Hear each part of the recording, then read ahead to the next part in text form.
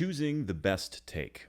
Hey everyone, I'm Matthew Cornwell with Get Taped here in Atlanta, Georgia, one of Atlanta's original audition taping services, which I co-own with my amazingly talented, beautiful wife and best friend, Brooke. Ding! Sometimes you just gotta do the sound effect. And now on to our topic. Choosing the best take. The basis of this concept was covered in a previous video, but I wanted to update the conversation with a brand spanking new metaphor. I love metaphors. They're like mini stories that can reveal truths in a way that just wouldn't work otherwise. Anyway, the topic today is about choosing the best take when you're self-taping for an audition. Whether you're at home or at a service like Get Taped, the vast majority of actors want to take advantage of the situation by recording multiple takes for every scene that they have. Makes sense. You got the time. You might as well explore. Self-taping gives you more freedom than if you were in person at the casting office and they only give you one take and say, thank you. That's it.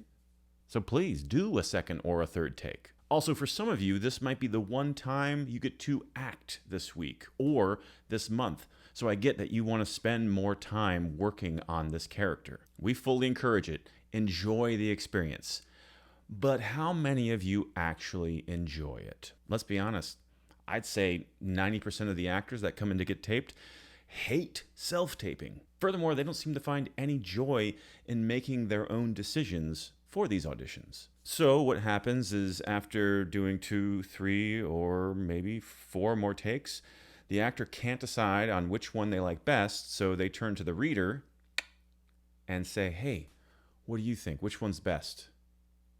The problem is that if the actor did all of these takes with the same point of view and the same tone, etc., in other words, the extra takes were just an effort to perfect their plan, then 9 out of 10 times, maybe even 10 out of 10 times, I'll have no opinion.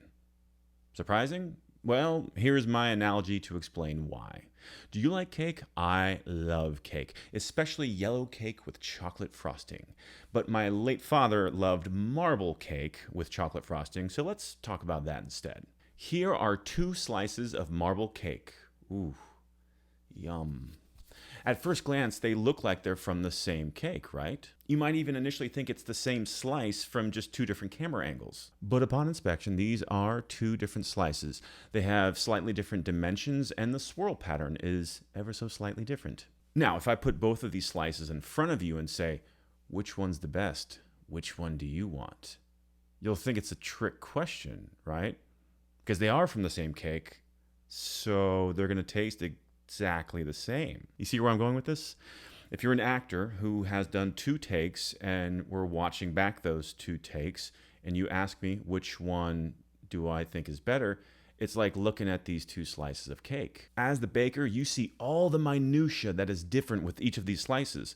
And when you call attention to it, then yeah, I'll agree that the swirl pattern is different and one slice is slightly bigger than the other. But it's the same damn cake. If the point of cake is to enjoy cake, spoiler alert, it is, then who cares about the swirl pattern? Just gimme cake. Sorry. So I'm trying to make the same point that I made in our previous video on this topic, which is that you as the actor need to be self-sufficient in these scenarios. You need to understand that in this metaphor, you set out to make marble cake, and unless you forgot an ingredient, i.e. you dropped an entire paragraph of the script or made some other giant flub, then all of your slices will taste exactly the same. So just pick a slice, or a take.